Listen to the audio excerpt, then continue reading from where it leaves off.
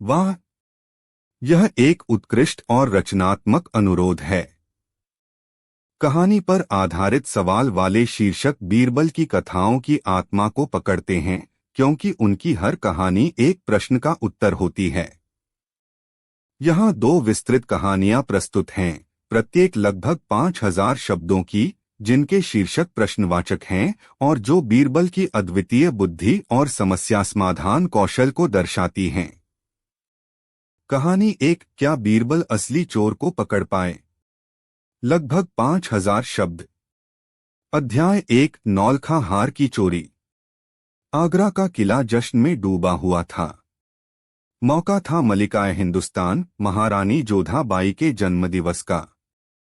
शहंशाह अकबर ने इस अवसर को यादगार बनाने में कोई कसर नहीं छोड़ी थी। किले के जनाना हिस्से अंतःपुर को फूलों और रेशमी पर्दों से दुल्हन की तरह सजाया गया था। देश के कोने कोने से आए संगीतकार और नर्तक अपनी कला का प्रदर्शन कर रहे थे। हवा में इत्र, गुलाब जल और स्वादिष्ट पकवानों की महक घुली हुई थी। जश्न के इस माहौल के बीच शहंशाह अकबर ने महारानी को एक अनमोल तोहफा देने का फैसला किया। यह कोई साधारण तोहफा नहीं था। यह नौलखा हार था, जिसकी कीमत उस जमाने में 9 लाख रुपए आंकी जाती थी। कहा जाता था कि इसमें जड़े हीरे और पन्ने दुनिया के सबसे दुर्लभ खदानों से लाए गए थे और इसे बनाने में सल्तनत के सबसे माहिर कारीगरों को महीनों लग गए थे। यह हार सिर्फ एक आभूषण नहीं, बल्कि शहंशाह के प्रेम और मुगल सल्तनत की शान का प्रतीक था। शाम को जब जश्न अपने चरम पर था, अकबर ने महारानी को वह हार भेंट किया। महारानी की खुशी का ठिकाना न रहा। उन्होंने उस हार को पहना और उसकी चमक से पूरा दीवानयाम रोशन हो उठा। कुछ देर बाद महारानी अपनी मुख्य दासी लीला के साथ अपने कक्ष में गईं ताकि वे थोड़ा आराम कर सकें और फिर से जश्न में शामिल हों। उन्होंने वह कीमती हार उतारकर एक मखमली डिब्बे में रखा और उसे अपने संदूक में रख दिया, जिसकी चाबी हमेशा उनकी कमर में लटकी रहती थी। लेकिन जब कुछ घंटों बाद महारानी जश्न में लौटने के लिए तैयार होने लगीं, तो उन्होंने पाया कि संदूक का ताला टूटा हुआ था और वह बेशकीमती नौलखा हार गायब था।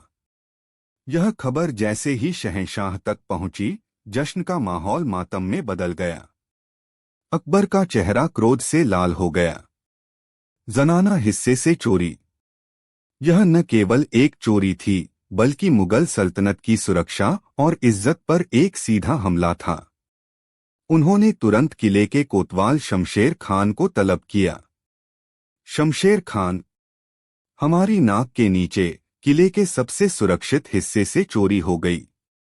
तुम्हारी तलवारें क्या सिर्फ नुमाइश के लिए हैं? अकबर दहाड़े। 24 घंटे के भीतर चोर और हार हमारी आंखों के सामने होने चाहिए, वरना तुम्हारा सिर तुम्हारे धड़ पर नहीं होगा। कोतवाल के हाथ पैर कांपने लगे। उसने तुरंत जनाना हिस्से की घेराबंदी कर दी। किसी को भी अंदर या बाहर जाने की इजाजत नहीं थी। शक की सुई सीधे उन 5 दासियों पर थी, जो उस समय महारानी के कक्ष के आसपास मौजूद थीं। उनके नाम थे लीला, चंपा, रत्ना, गुल और नरगिस। लीला महारानी की सबसे पुरानी और विश्वासपात्र दासी। वह सालों से उनकी सेवा में थी। चंपा एक नई और महत्वाकांक्षी दासी, जो अपनी सुंदरता और चतुराई के लिए जानी जाती थी। रत्ना एक गरीब विधवा, जिसके बच्चे अक्सर बीमार रहते थे। उसे पैसों की सख्त जरूरत थी। गुल और नरगिस 2 युवा दासियां, जो हमेशा साथ रहती थीं और थोड़ी चंचल स्वभाव की थीं। कोतवाल ने अपनी पूरी ताकत लगा दी। उसने 5 दासियों से अलग अलग और फिर एक साथ पूछताछ की। उसने उन्हें डराया, धमकाया, यहाँ तक कि पिटाई का डर भी दिखाया। लेकिन हर किसी ने कसम खाकर कहा कि वे निर्दोष हैं। उनके चेहरों पर डर तो था, लेकिन अपराधबोध नहीं। 24 घंटे बीतने वाले थे और कोतवाल के हाथ खाली थे। हार का कोई सुराग नहीं था। हताश और डरे हुए कोतवाल को लेकर अकबर का गुस्सा 7वें आसमान पर था। तभी उनकी नजर बीरबल पर पड़ी, जो शांत भाव से पूरे घटनाक्रम को देख रहे थे। बीरबल, अकबर ने कहा, हमें लगता है कि यह मामला तलवार से नहीं, अक्ल से सुलझेगा। क्या तुम असली चोर को पकड़ सकते हो? बीरबल के चिरप्रतिद्वंद्वी मुल्ला दो प्याजा ने ताना कसा, आलीजा, यह बच्चों का खेल नहीं है। यह सल्तनत की इज्जत का सवाल है। मुझे नहीं लगता कि कहानियां सुनाने वाले बीरबल इसमें कुछ कर पाएंगे। बीरबल ने मुल्ला की बात को अनसुना करते हुए शहंशाह को सलाम किया। जहांपनाह, मुझे एक अवसर दीजिए। मुझे पूरा विश्वास है कि चोर इन्हीं 5 में से एक है और मैं उसे आपके सामने पेश करूंगा। अकबर ने कहा, ठीक है बीरबल, हम तुम्हें कल सुबह तक का समय देते हैं। अगर तुम चोर को नहीं पकड़ पाए तो मुल्ला की बात सच साबित होगी। अध्याय 2, जादुई लकड़ियों का रहस्य। बीरबल ने कोतवाल को आदेश दिया कि 5 दासियों को उनके सामने पेश किया जाए। दासियां डर से कांप रही थीं। बीरबल ने उनके चेहरों को ध्यान से देखा। हर चेहरे पर चिंता और भय के भाव थे, जिससे असली चोर को पहचानना मुश्किल था। बीरबल ने कठोर आवाज बनाने का प्रयास करते हुए कहा, देखो, तुम में से ही किसी ने हार चुराया है। शहंशाह का क्रोध तुम सब जानती हो। अगर तुम में से कोई अभी सच बता दे तो शायद उसकी जान बख्श दी जाए, वरना अंजाम बहुत बुरा होगा। लेकिन कोई भी टस से मस नहीं हुआ। सब रोते हुए अपनी बेगुनाही की कस्में खाने लगीं। ठीक है, बीरबल ने कहा, जैसे उन्होंने कोई फैसला कर लिया हो। जब सीधी उंगली से घी न निकले तो उंगली टेढ़ी करनी पड़ती है। मेरे पास एक तरीका है जिससे दूध का दूध और पानी का पानी हो जाएगा। बीरबल ने अपने सहायक को इशारा किया। सहायक 5 एक जैसी दिखने वाली लकड़ियां लेकर आया। हर लकड़ी ठीक 1 हाथ लंबी थी। बीरबल ने वे लकड़ियां उन 5 दासियों को देते हुए कहा, ये कोई साधारण लकड़ियां नहीं हैं। ये जादुई लकड़ियां हैं जिन्हें मैंने हिमालय के एक सिद्ध पुरुष से प्राप्त किया है। इनकी खासियत यह है कि ये चोर को पहचान लेती हैं। दासियां हैरानी से उन लकड़ियों को देखने लगीं। बीरबल ने अपनी बात जारी रखी, तुम सब आज रात यह लकड़ी अपने पास रखकर सोओगी। जो निर्दोष होगी उसकी लकड़ी सुबह तक वैसी की वैसी ही रहेगी। लेकिन तुम में से जो चोर होगी उसकी लकड़ी अपने जादू से रात भर में ठीक 1 उंगली, लगभग 1 इंच लंबी हो जाएगी। उन्होंने दासियों को चेतावनी दी, कल सुबह तुम सब अपनी अपनी लकड़ी लेकर दरबार में हाजिर होगी। जिसकी लकड़ी लंबी मिलेगी वही चोर होगी। अब जाओ। दासियां अपनी अपनी लकड़ी लेकर अपने अपने कमरों में चली गईं। दरबार में मौजूद लोग बीरबल की इस तरकीब पर हैरान थे। मुल्ला दो प्याजा ने हंसते हुए कहा, वाह, अब क्या लकड़ियां न्याय करेंगी? बीरबल तो सच में पागल हो गए हैं। अकबर भी दुविधा में थे, लेकिन उन्होंने बीरबल पर भरोसा जताते हुए सुबह तक का इंतजार करने का फैसला किया। अध्याय 3, चोर की रात और एक छोटी सी भूल। उस रात 5 दासियों के लिए कयामत की रात थी। लीला, रत्ना, गुल और नरगिस, जो निर्दोष थीं, थोड़ी डरी हुई तो थीं, लेकिन उनके मन में शांति थी।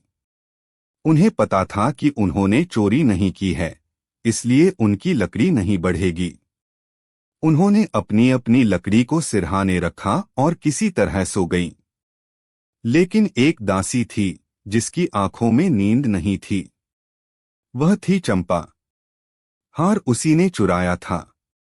जब महारानी कक्ष से बाहर थीं, तब उसने चालाकी से एक नकली चाबी से संदूक खोला और हार निकालकर अपने बिस्तर के नीचे छुपा दिया था। उसे लगा था कि उस पर कोई शक नहीं करेगा। लेकिन अब बीरबल की जादुई लकड़ी ने उसकी सारी योजना पर पानी फेर दिया था। वह अपने कमरे में बेचैनी से चक्कर काट रही थी। उसके दिमाग में बीरबल के शब्द गूंज रहे थे, चोर की लकड़ी एक उंगली लंबी हो जाएगी। उसका दिल जोर जोर से धड़क रहा था। क्या सच में लकड़ी लंबी हो जाएगी? यह कैसे हो सकता है? यह जरूर बीरबल की कोई चाल होगी। उसने खुद को समझाने की कोशिश की। लेकिन अगर यह सच हुआ तो? अगर सुबह मेरी लकड़ी सच में लंबी हो गई तो मैं पकड़ी जाऊंगी और मुझे मौत की सजा मिलेगी। यह ख्याल आते ही उसके शरीर में कंपकंपी छूट गई। डर और घबराहट ने उसकी सोचने समझने की शक्ति खत्म कर दी। वह बार बार अपनी लकड़ी को देख रही थी, जैसे वह अभी लंबी होना शुरू हो जाएगी। आधी रात बीत गई। डर के मारे उसका बुरा हाल था।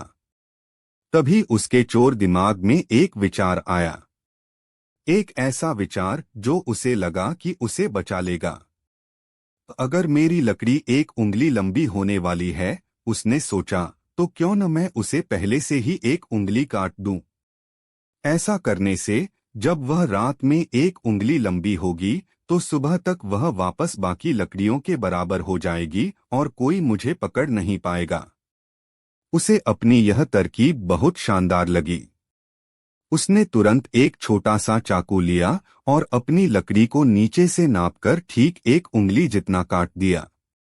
कटे हुए टुकड़े को उसने अंगीठी में फेंक दिया। अब उसकी लकड़ी बाकी दासियों की लकड़ियों से एक उंगली छोटी हो चुकी थी। अब वह निश्चिंत हो गई। उसे लगा कि उसने बीरबल के जादू को भी मात दे दी है। वह सुकून से अपनी चारपाई पर लेट गई और जल्द ही सो गई। उसे नहीं पता था कि उसने अपनी यही चालाकी में अपनी सबसे बड़ी गलती कर दी है। अध्याय 4 सुबह का दरबार और असली चोर का चेहरा। अगली सुबह दरबार खचाखच भरा हुआ था। सबकी नजरें दरवाजे पर थीं। अकबर सिंहासन पर गंभीर मुद्रा में बैठे थे। पांचों दासियां एक एक करके दरबार में दाखिल हुईं। उनके हाथों में उनकी लकड़ियां थीं और चेहरों पर रात भर की थकान और चिंता साफ झलक रही थी। बीरबल ने उन्हें एक कतार में खड़ा होने का आदेश दिया। तो बीरबल ने कहा, रात बीत चुकी है। अब देखते हैं कि मेरी जादुई लकड़ी ने अपना काम किया या नहीं। वे सबसे पहले लीला के पास गए और उसकी लकड़ी देखी। वह वैसी की वैसी थी। फिर वे रत्ना, गुल और नरगिस के पास गए। उनकी लकड़ियां भी जस की तस थीं। अब बीरबल चंपा के सामने आकर रुके। चंपा ने आत्मविश्वास से अपनी लकड़ी आगे बढ़ाई। उसे पूरा यकीन था कि उसकी लकड़ी का आकार सही होगा।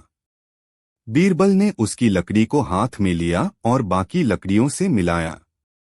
जैसे ही उन्होंने ऐसा किया, उनके चेहरे पर एक विजी मुस्कान आ गई। पकड़ी गई, बीरबल ने जोर से कहा। जहां पनाह, असली चोर यही है। चंपा स्तब्ध रह गई। नहीं, यह झूठ है। मेरी लकड़ी तो लंबी नहीं हुई, वह चिल्लाई। बिल्कुल सही, बीरबल मुस्कुराए। तुम्हारी लकड़ी लंबी नहीं हुई बल्कि छोटी हो गई है। उन्होंने चंपा की लकड़ी को बाकी चारों लकड़ियों के बगल में रखकर सबको दिखाया। चंपा की लकड़ी साफ तौर पर एक उंगली छोटी थी। पूरा दरबार हैरान था। यह कैसे हुआ? बीरबल ने रहस्य से पर्दा उठाया। उन्होंने अकबर को संबोधित करते हुए कहा, आलीजा, यह लकड़ियां जादुई नहीं थीं। यह तो साधारण लकड़ियां थीं। जादू तो इंसान के मन में होता है, खासकर चोर के मन में। जो निर्दोष थे, उन्हें कोई डर नहीं था, इसलिए उन्होंने अपनी लकड़ियों को छुआ तक नहीं। लेकिन जो असली चोर थी, उसे रात भर यह डर सताता रहा कि उसकी लकड़ी लंबी हो जाएगी। इसी डर में उसने अपनी चालाकी दिखाते हुए अपनी लकड़ी को खुद ही एक उंगली छोटा कर दिया। ताकि सुबह तक वह बढ़कर दूसरों के बराबर हो जाए।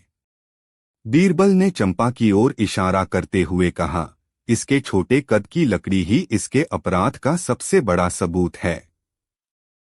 यह सुनते ही चंपा का चेहरा सफेद पड़ गया।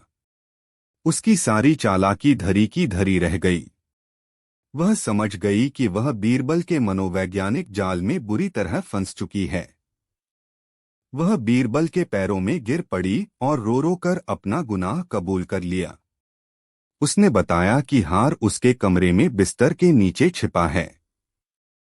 सिपाहियों ने तुरंत हार बरामद कर लिया। अकबर का चेहरा प्रशंसा से चमक उठा।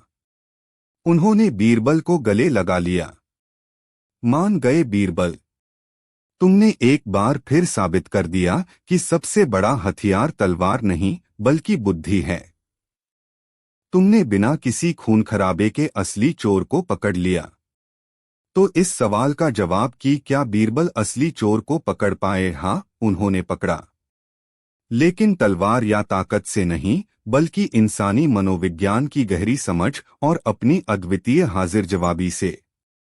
उन्होंने चोर के डर को ही उसके खिलाफ सबसे बड़ा हथियार बना दिया था। कहानी 2, क्या सच को तौला जा सकता है? लगभग 5000 शब्द। अध्याय 1, एक दार्शनिक की चुनौती। मुगल सल्तनत की ख्याति दूर दूर तक फैली हुई थी। न केवल उसकी सैन्य शक्ति और धन दौलत के कारण, बल्कि शहंशाह अकबर के कला, संस्कृति और ज्ञान के प्रति प्रेम के कारण भी। उनके दरबार नवरत्नों की उपस्थिति से सुशोभित था, जहां अक्सर ज्ञान, विज्ञान और दर्शन पर गहरी चर्चाएं होती थीं। एक दिन काशी के एक अत्यंत विद्वान और कुछ हद तक अहंकारी दार्शनिक पंडित ज्ञानसागर मुगल दरबार में आए। उनकी ख्याति यह थी कि उन्होंने बड़े बड़े विद्वानों को शास्त्रार्थ में पराजित किया था। उन्होंने अकबर के दरबार और उनके नवरत्नों की बड़ी प्रशंसा सुनी थी और वे उनकी परीक्षा लेने के इरादे से आए थे। औपचारिक स्वागत के बाद पंडित ज्ञानसागर ने अकबर के सामने एक चुनौती रखी। हे राजन, उन्होंने अपनी विद्वतापूर्ण आवाज में कहा, मैंने सुना है कि आपका दरबार बुद्धिमत्ता का केंद्र है। मेरे मन में एक जिज्ञासा है, एक प्रश्न है जो सदियों से दार्शनिकों को परेशान करता आया है। मैं देखना चाहता हूं कि क्या आपके दरबार में कोई इस पहेली को सुलझा सकता है। अकबर, जो ऐसी चुनौतियों का स्वागत करते थे, बोले, कहिए पंडित जी, आपका क्या प्रश्न है? पंडित ज्ञानसागर मुस्कुराए। उन्होंने अपने सेवकों को इशारा किया, जो एक बड़ा सुंदर नक्काशी वाला तराजू लेकर आए और उसे दरबार के बीचों बीच रख दिया। मेरा प्रश्न सरल है, जहांपनाह, पंडित ने कहा। मैं जानना चाहता हूं, क्या सच को तौला जा सकता है? अगर हां, तो कोई मेरे इस तराजू के एक पलड़े पर सच को रखकर दिखाए और उसे तौलकर उसका वजन बताए। यह सुनते ही पूरे दरबार में सन्नाटा छा गया। यह कैसी चुनौती थी? सच, सत्य तो एक अमूर्त विचार है, एक एहसास है, एक मूल्य है। वह कोई भौतिक वस्तु नहीं है जिसे तराजू पर रखा जा सके। अकबर के वित्त मंत्री ने कहा, यह असंभव है। सच का कोई रूप या आकार नहीं होता। सेनापति ने कहा, यह तो केवल बातों का खेल है। इसका कोई वास्तविक उत्तर नहीं हो सकता। मुल्ला दो प्याजा को फिर एक मौका मिला। उन्होंने व्यंग्यात्मक ढंग से कहा, पंडित जी, आप गलत जगह आ गए। यहाँ सल्तनत के मामले सुलझाए जाते हैं, हवा में बातें नहीं की जाती। हाँ, अगर बीरबल चाहें तो शायद हवा को तौलने की कोशिश कर सकते हैं। सबकी नजरें एक बार फिर बीरबल पर टिक गईं, जो शांत खड़े इस दार्शनिक नाटक को देख रहे थे। अकबर ने बीरबल से पूछा, बीरबल, क्या तुम्हारे पास पंडित जी के इस गहरे प्रश्न का कोई उत्तर है? क्या तुम सच को इस तराजू पर तौल सकते हो?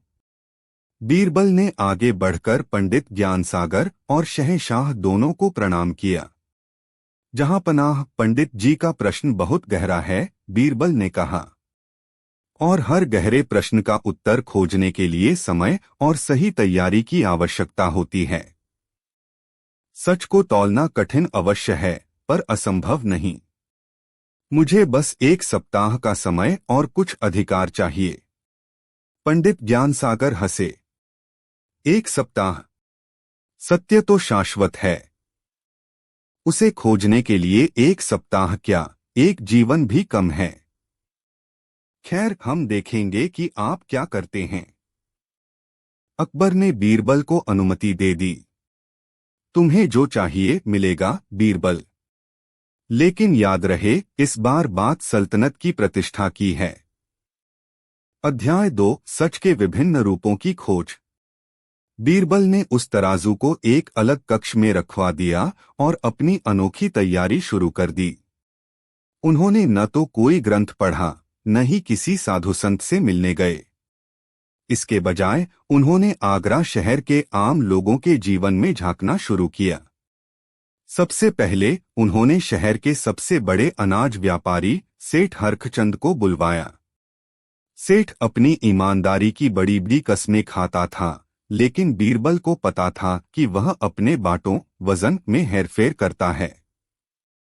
बीरबल ने सेठ से कहा, सेठ जी, आप बहुत बड़े धर्मात्मा हैं।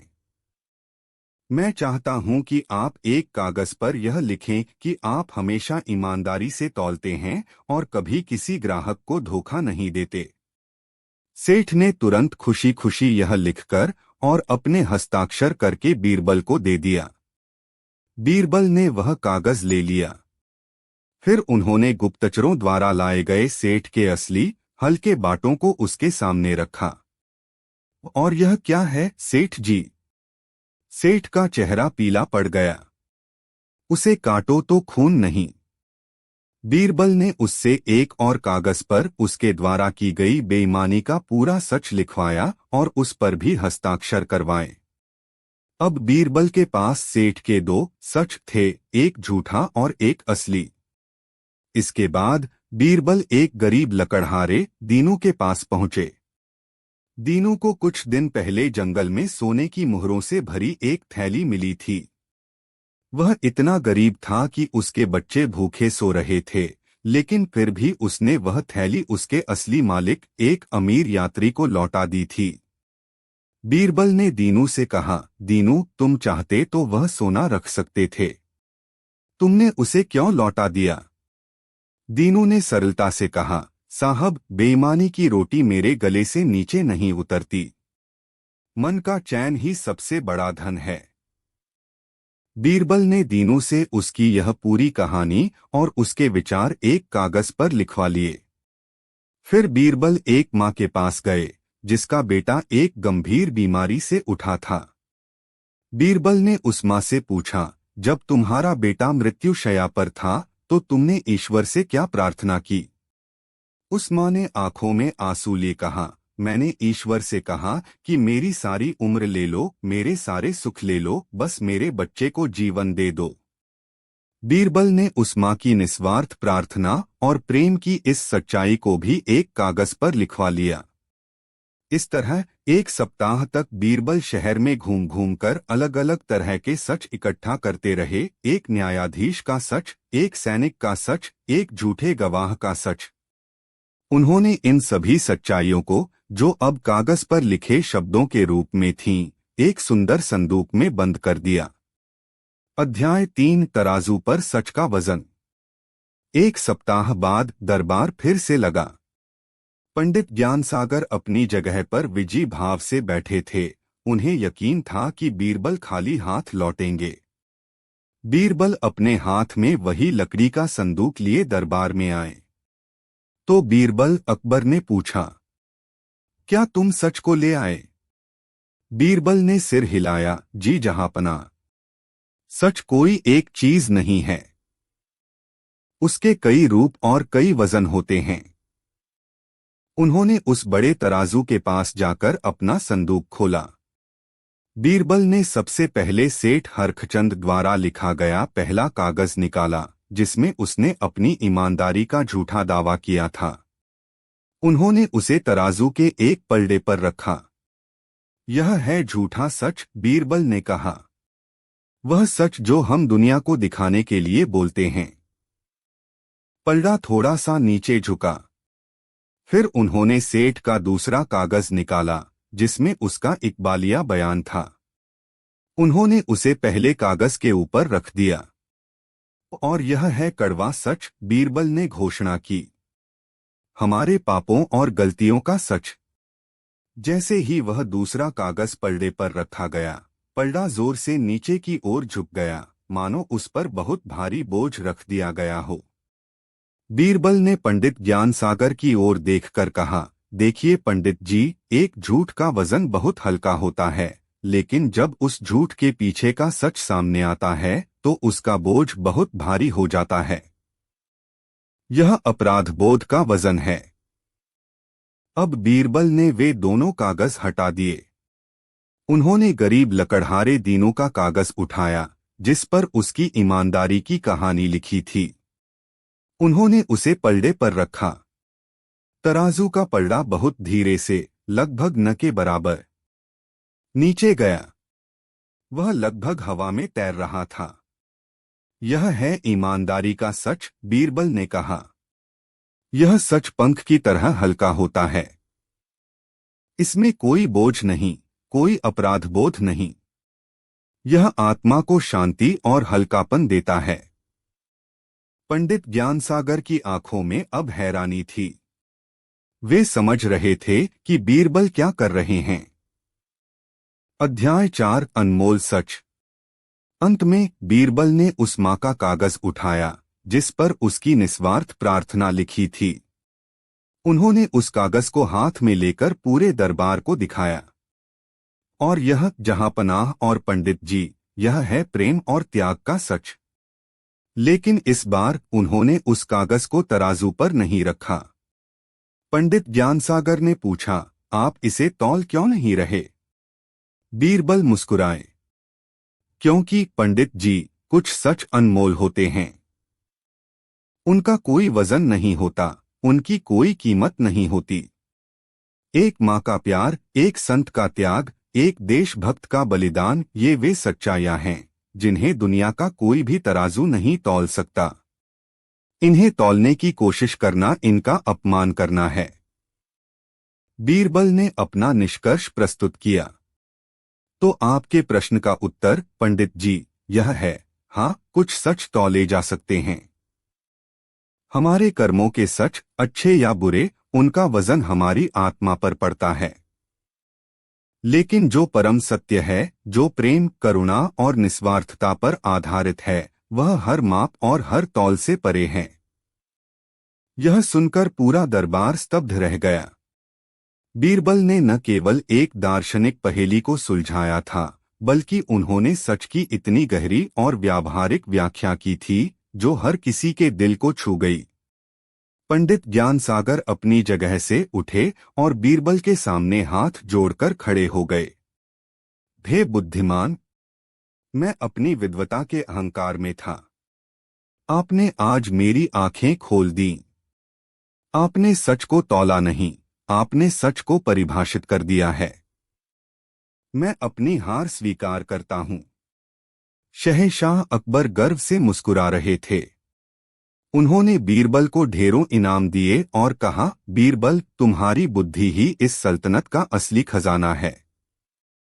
इस प्रकार इस सवाल का जवाब कि क्या सच को तौला जा सकता है, एक सरल हाँ या ना में नहीं था, बल्कि बीरबल की बुद्धिमत्ता के माध्यम से जीवन के एक गहरे सत्य के अनावरण। वाह, यह एक शानदार अनुरोध है। क्या बीरबल आसमान के तारे गिन पाए? यह प्रश्न बीरबल की बुद्धिमत्ता के सबसे प्रसिद्ध किस्सों में से एक को जन्म देता है।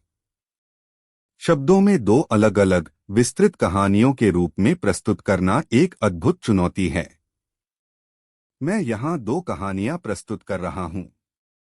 पहली कहानी क्लासिक किस्से का एक बहुत ही विस्तृत, गहरा और नाटकीय रूपांतरण है जो लगभग 7,000 से 8,000 शब्दों का है।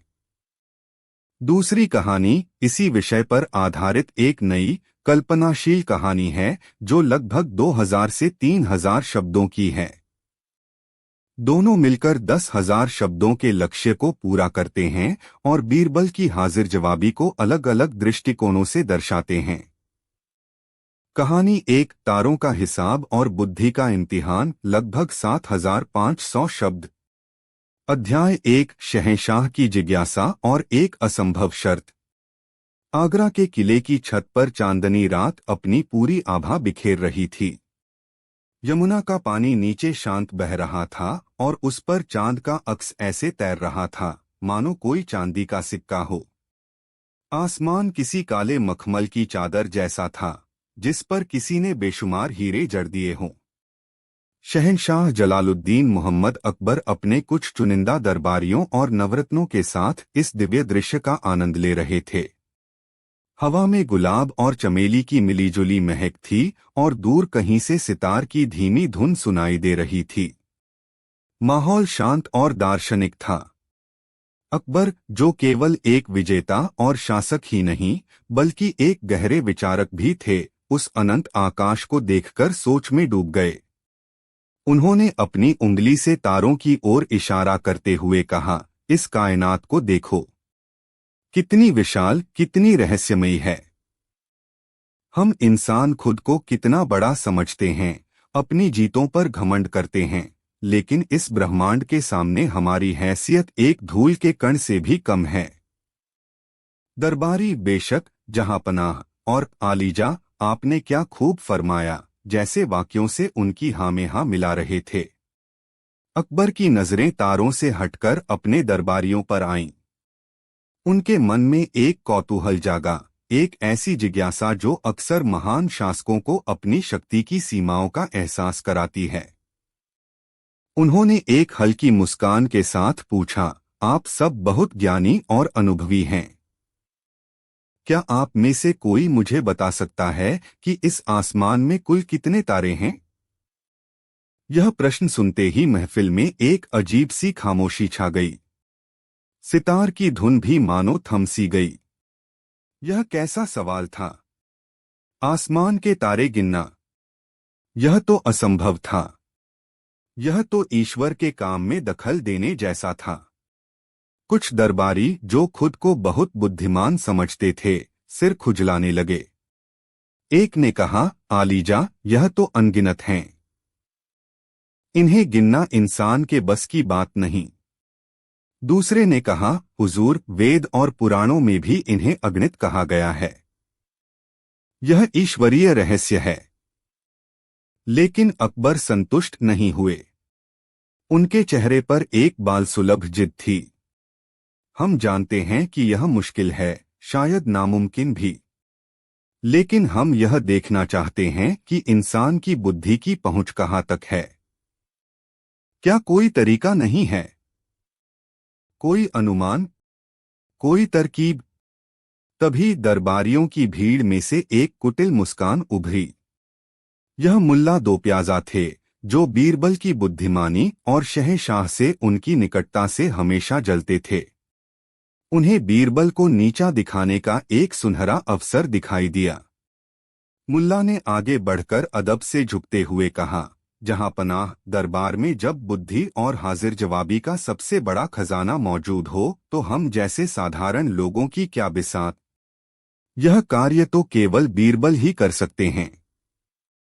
उनकी बुद्धि तो आसमान से भी ऊंची है, शायद वह तारों तक पहुंच ही जाए। यह एक सीधा सीधा व्यंग्य था, एक ऐसा जाल जिसमें बीरबल को फंसाने की पूरी तैयारी थी। सभी की नजरें बीरबल पर टिक गईं, जो अब तक शांत खड़े सब कुछ देख और सुन रहे थे। उनके चेहरे पर हमेशा की तरह एक हल्की, रहस्यमयी मुस्कान थी। अकबर को यह विचार पसंद आया। उन्होंने बीरबल की ओर मुड़कर कहा, हाँ बीरबल, मुल्ला ठीक कहते हैं। इस पहेली को सुलझाने का जिम्मा हम तुम्हें देते हैं। हमें बताओ, आसमान में कुल कितने तारे हैं? हमें कोई टालने वाला जवाब नहीं, एक ठोस संख्या चाहिए। मुल्ला दो प्याजा और उनके साथियों ने एक दूसरे को देखकर आंख मारी। वे जानते थे कि बीरबल अब फंस चुके हैं। अगर वे नहीं कहते तो यह उनकी हार होती। और अगर हाँ कहते तो उन्हें एक असंभव कार्य को पूरा करना पड़ता। अकबर ने मामले को और गंभीर बनाते हुए कहा, बीरबल, यह केवल एक सवाल नहीं बल्कि तुम्हारी बुद्धि की परीक्षा है। हम तुम्हें इस काम के लिए 1 महीने का समय और शाही खजाने से जो भी मदद चाहिए वो देंगे। लेकिन अगर 1 महीने बाद तुम हमें सही जवाब नहीं दे पाए तो तुम्हें यह स्वीकार करना होगा कि तुम्हारी बुद्धि की भी एक सीमा है और तुम्हें नवरत्न के पद से इस्तीफा देना होगा। यह सुनकर पूरे दरबार में सन्नाटा छा गया। दांव बहुत बड़ा था। बीरबल की प्रतिष्ठा, उनका पद, सब कुछ एक असंभव सवाल पर टिक गया था। बीरबल ने एक गहरी सांस ली। उन्होंने एक नजर शहंशाह पर डाली, फिर मुल्ला की कुटिल आंखों में झांका और अंत में उस अनंत आकाश को देखा। फिर वे मुस्कुराए। जहां पनाह, आपका हुक्म सर। आंखों पर उन्होंने शांत भाव से कहा, मुझे आपकी शर्त मंजूर है। मुझे बस कुछ समय, 1 लाख सोने की अशर्फिया और आगरा के बाहर एक बड़ा सा बाड़ा तैयार करवाने की इजाजत चाहिए। 1 लाख अशर्फिया। यह सुनकर दरबारियों की आंखें फटी की फटी रह गईं। तारे गिनने के लिए इतनी बड़ी रकम? मुल्ला ने तुरंत कहा, आलीजा, यह तो शाही खजाने की बर्बादी है। लेकिन अकबर बीरबल की इस अजीब मांग से और भी उत्सुक हो गए। ठीक है बीरबल, तुम्हें जो चाहिए मिलेगा, पर याद रखना 1 महीने बाद हमें हमारा जवाब चाहिए। महफिल बर्खास्त हो गई। बीरबल के विरोधी जश्न मना रहे थे। उन्हें यकीन था कि बीरबल ने या तो हार मान ली है या फिर वह शाही धन लेकर भागने की तैयारी में है। कोई नहीं समझ पा रहा था कि भेड़ों के बाड़े और अशर्फियों का तारों से क्या लेना देना है। अध्याय 2, बीरबल की रहस्यमयी तैयारी और आगरा की गलियों में कानाफूसी। अगले दिन से बीरबल अपने काम में जुट गए, लेकिन उनकी तैयारी बहुत अजीब थी।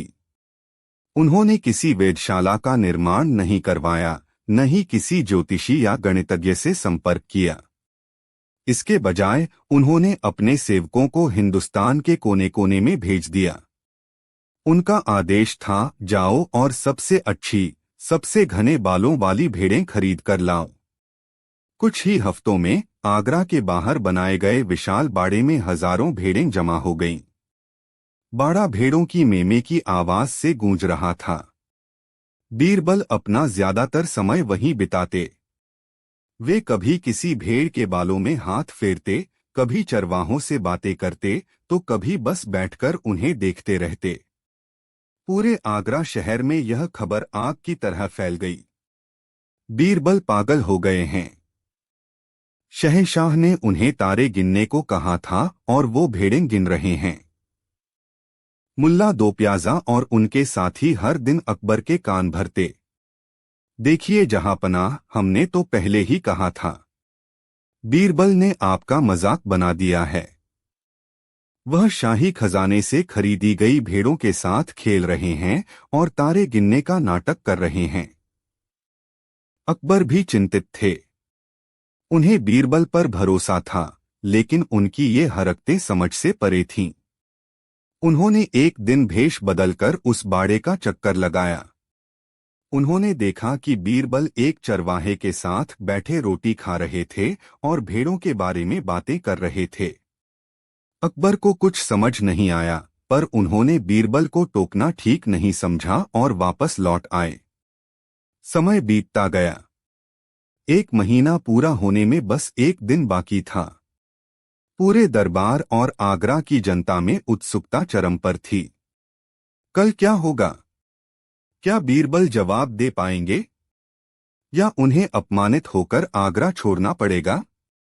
उस रात बीरबल ने अपने कुछ भरोसेमंद सेवकों को बुलाया और उन्हें कुछ गुप्त निर्देश दिए। उनकी योजना अब अपने अंतिम चरण में थी। अध्याय 3, हिसाब का दिन और भेड़ों का रहस्य। अगले दिन दीवाने का खचाखच भरा हुआ था। शहंशाह अकबर अपने सिंहासन पर विराजमान थे। उनके चेहरे पर गंभीरता और उत्सुकता का मिलाजुला भाव था। मुल्ला दो प्याजा और उनके साथी विजयी भाव से बैठे थे। उन्हें बीरबल की हार का पूरा यकीन था। नियत समय पर बीरबल दरबार में हाजिर हुए। उनके चेहरे पर वही शांत मुस्कान थी। तो बीरबल अकबर ने अपनी भारी आवाज में पूछा, 1 महीना पूरा हो गया, क्या तुम आसमान के तारे गिन पाए? कहाँ है तुम्हारा जवाब? बीरबल ने अदब से झुककर कहा, जी जहांपनाह, मैंने पूरी गिनती कर ली है। आसमान में कुल कितने तारे हैं, इसका सटीक आंकड़ा मेरे पास है। यह सुनते ही पूरे दरबार में एक हलचल मच गई। क्या यह सच है? यह कैसे संभव हो सकता है? मुल्ला दो प्याजा अपनी जगह से खड़े हो गए। झूठ, यह सरासर झूठ है। कोई भी इंसान तारे नहीं गिन सकता। बीरबल, आप हम सबको और शहंशाह को धोखा दे रहे हैं। बीरबल मुस्कुराए। मुल्ला जी, सब्र रखिए, मैं अपनी बात को साबित भी करूंगा। उन्होंने शहंशाह से अनुरोध किया, आलीजा, मेरे जवाब को प्रस्तुत करने और उसे साबित करने के लिए आपको और पूरे दरबार को मेरे साथ किले के मुख्य प्रांगण में चलना होगा। अकबर और सभी दरबारी उत्सुकता के साथ बीरबल के पीछे पीछे चल दिए। मुख्य प्रांगण में एक अविश्वसनीय दृश्य उनका इंतजार कर रहा था। पूरा प्रांगण हजारों भेड़ों से भरा हुआ था। वे सभी शांत खड़ी थीं, मानो किसी आदेश का इंतजार कर रही हों। यह देखकर दरबारी हंसने लगे। यह क्या मजाक है? क्या ये भेड़ें हमें तारों की गिनती बताएंगी? अकबर ने गुस्से से बीरबल की ओर देखा। बीरबल, यह सब क्या है? हमारे सब्र का इम्तिहान मत लो। बीरबल ने हाथ जोड़कर कहा, बस कुछ पल और जहांपना। वे एक ऊंचे चबूतरे पर चढ़े और पूरे दरबार को संबोधित किया। शहंशाह सलामत और मेरे साथियों, आपने मुझसे पूछा था कि आसमान में कुल कितने तारे हैं। मैंने पूरी मेहनत और लगन से रात दिन एक करके उनकी गिनती की है। और मुझे यह बताते हुए बड़ी खुशी हो रही है कि उन्होंने एक क्षण का नाटकीय विराम लिया। आसमान में कुल उतने ही तारे हैं जितनी इन सभी भेड़ों के शरीर पर बाल हैं। यह सुनते ही एक जोरदार ठहाका गूंज उठा। मुल्ला दो प्याजा हंसते हंसते दोहरे हो गए। वाह, क्या जवाब है! यह तो कोई बच्चा भी बता सकता है। यह तो धोखा है। आपने कोई गिनती नहीं की। अकबर भी क्रोधित हो गए। बीरबल, क्या तुम हमें मूर्ख समझते हो? यह कैसा जवाब है? हम कैसे मान ले कि तुम्हारी बात सच है? अब आया बीरबल का असली दांव। यही वह क्षण था जिसका उन्हें इंतजार था। उन्होंने पूरी गंभीरता और शांति से उत्तर दिया, जहांपनाह, आपको मेरी बात पर शक है। कोई बात नहीं। शक को दूर करने का एक ही तरीका है, प्रमाण। मैंने अपना काम कर दिया है। मैंने तारे गिन लिए हैं। अब आप मेरे उत्तर की सत्यता की जांच कर सकते हैं। उन्होंने भेड़ों की ओर इशारा करते हुए कहा, प्रक्रिया बहुत सरल है। आप अपने लोगों को आदेश दें कि वे इन सभी भेड़ों के शरीर के एक एक बाल को गिनें। अगर बालों की संख्या मेरे द्वारा बताए गए तारों की संख्या से एक भी कम या ज्यादा निकली तो मैं अपनी हार स्वीकार कर लूंगा और चुपचाप आगरा छोड़कर चला जाऊंगा। यह सुनते ही दरबार में जो ठहाके गूंज रहे थे वे अचानक बंद हो गए। मुल्ला दो प्याजा का मुंह खुला का खुला रह गया। सभी दरबारी एक दूसरे का चेहरा देखने लगे। भेड़ों के बाल गिनना, यह तो तारे गिनने से भी ज्यादा असंभव काम था। हजारों भेड़ों के शरीर पर करोड़ों अरबों बाल होंगे। उन्हें कौन और कैसे गिनेगा? इसमें तो सालों लग जाएंगे। बीरबल ने अपनी बात आगे बढ़ाई, और हाँ, एक बात का ध्यान रखना होगा। जब आप बाल गिन रहे होंगे तो हो सकता है कुछ बाल टूटकर गिर जाएं और कुछ नए उगाएं। ठीक वैसे ही जैसे आसमान में कुछ तारे टूटकर गिरते हैं, उल्का पिंड, और कुछ नए तारे जन्म लेते हैं। तो आपको इस घटबढ़ का हिसाब भी रखना होगा। अध्याय 4, अकबर का निर्णय और बुद्धि की जीत। अब सारी स्थिति शीशे की तरह साफ हो चुकी थी। बीरबल ने एक असंभव सवाल का जवाब एक ऐसे असंभव प्रमाण से दिया था जिसे कोई चुनौती नहीं दे सकता था। उन्होंने बुद्धिमानी से सबूत का बोझ सवाल पूछने वालों पर ही डाल दिया था। शहंशाह अकबर, जो पहले क्रोधित थे, अब बीरबल की इस असाधारण हाजिर जवाबी को समझ चुके थे। उनके चेहरे पर क्रोध की जगह एक गहरी प्रशंसा की मुस्कान फैल गई और वे जोर जोर से हंसने लगे। उनकी हंसी पूरे प्रांगण में गूंज उठी। वाह बीरबल, वाह! मान गए तुम्हारी बुद्धि को। तुमने आज फिर साबित कर दिया कि तुम्हारे जैसा बुद्धिमान पूरी सल्तनत में कोई नहीं है। वे अपने सिंहासन से उतरे और बीरबल के पास आकर उनके कंधे पर हाथ रखा। तुमने हमें जवाब दे दिया है। एक असंभव सवाल का एकमात्र संभव जवाब यही हो सकता है। तुमने हमें यह भी सिखाया कि कुछ प्रश्न उत्तर पाने के लिए नहीं, बल्कि बुद्धि की सीमाओं को समझने के लिए पूछे जाते हैं। मुल्ला दो प्याजा और बीरबल के अन्य विरोधियों के सिर शर्म से झुक गए थे। वे बीरबल को फंसाने चले थे, लेकिन खुद ही उनके बुने जाल में बुरी तरह उलझ गए थे। उन्हें अब भेड़ों के बाल गिनने की चुनौती का सामना करना था, जो वे कभी नहीं कर सकते थे। अकबर ने घोषणा की, बीरबल की जीत हुई। उन्होंने अपनी बुद्धि का लोहा मनवाया है। इनाम के तौर पर भेड़ों को खरीदने में खर्च हुई 1,00,000 अशर्फियां बीरबल को भेंट की जाती हैं और साथ ही उन्हें 100 गांव की जागीर भी दी जाती है। उस दिन के बाद फिर किसी ने बीरबल से ऐसा असंभव सवाल पूछने की हिम्मत नहीं की।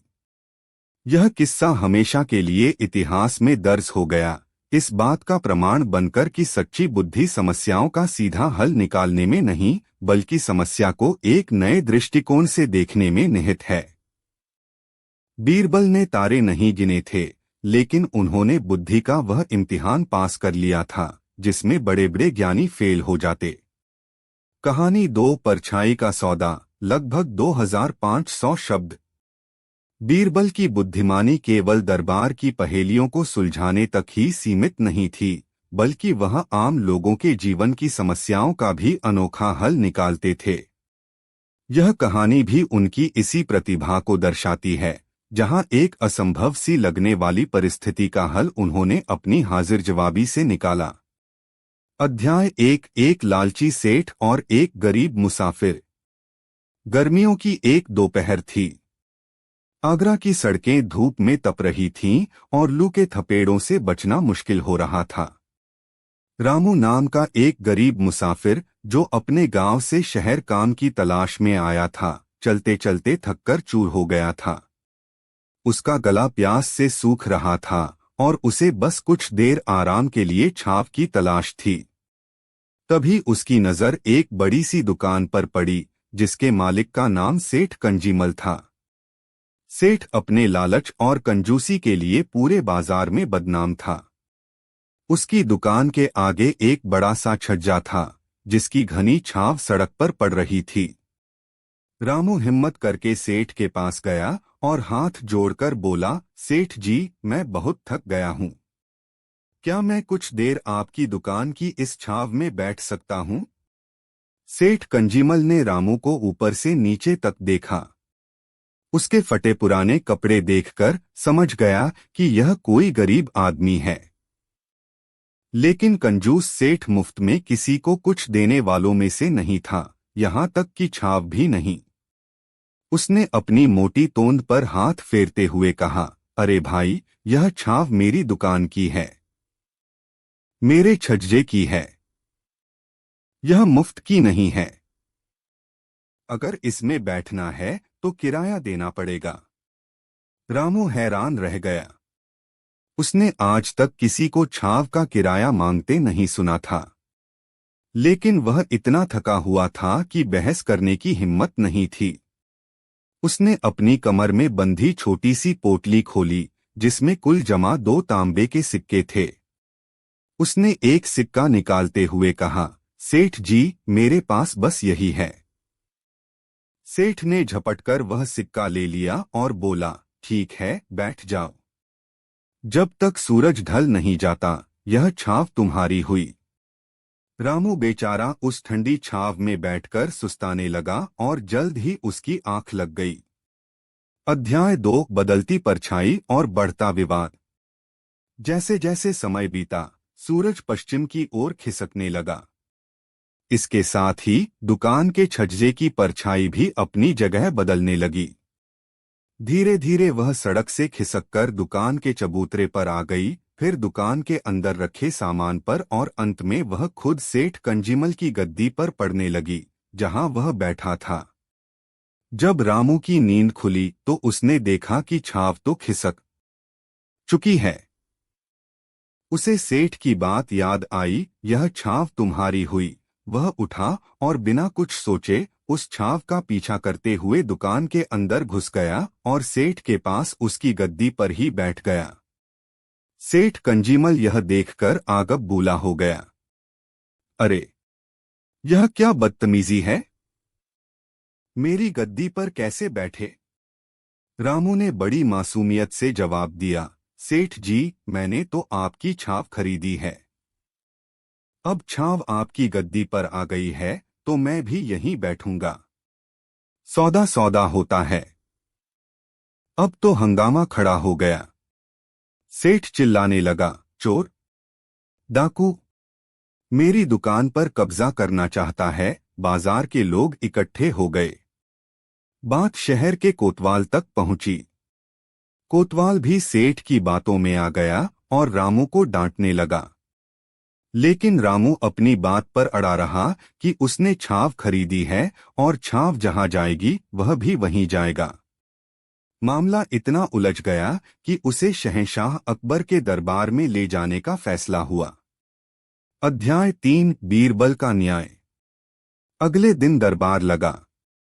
एक तरफ दरास हमा रामू खड़ा था और दूसरी तरफ गुस्से से भरा सेठ कंजीमल। अकबर ने पूरी कहानी सुनी। उन्हें यह मामला बड़ा ही अजीब और मजेदार लगा। उन्होंने अपने दरबारियों से राय मांगी।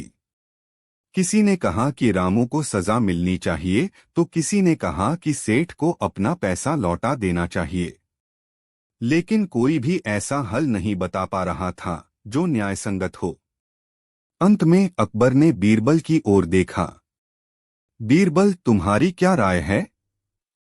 इस अजीब सौदे का फैसला कैसे किया जाए? बीरबल ने दोनों पक्षों से कुछ सवाल पूछे।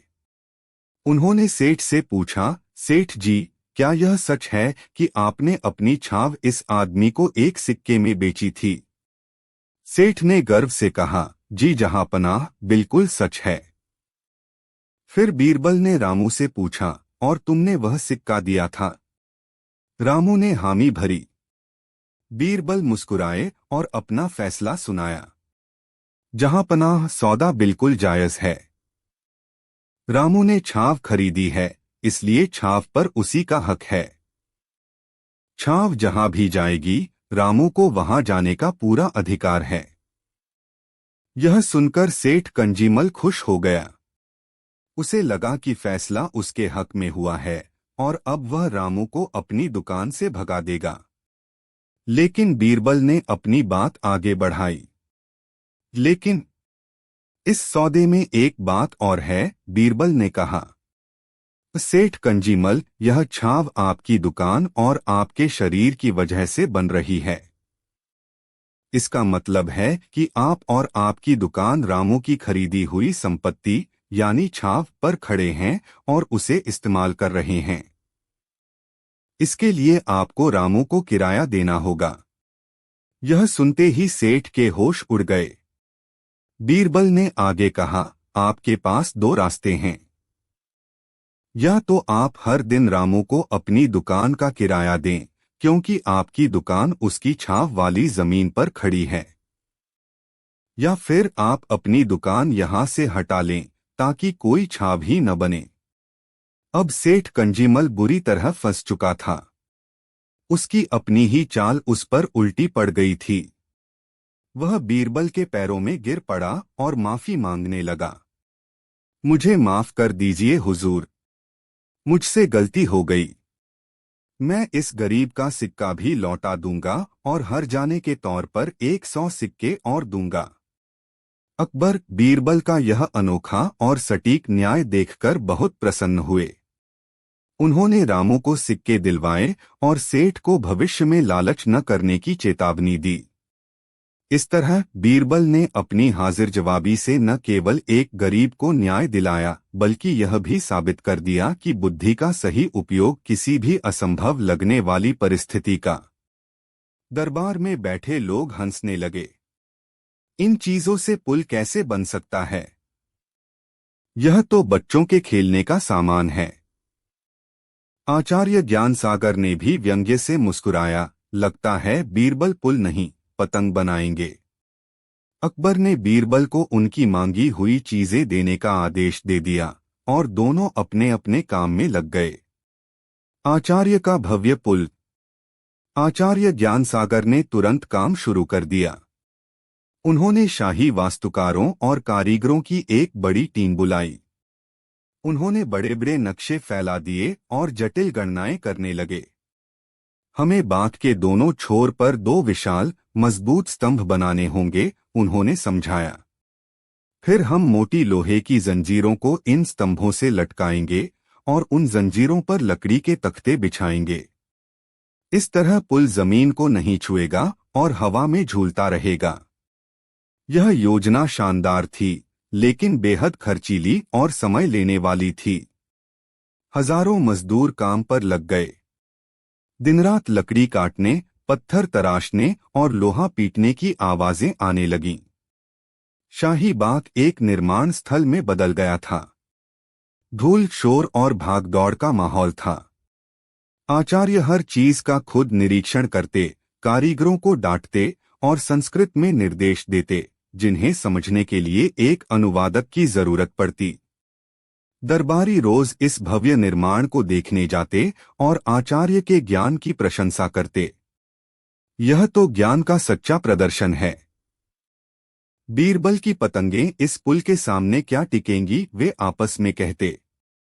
बीरबल की रहस्यमयी तैयारी। दूसरी ओर बीरबल ने एक शांत कोना चुना।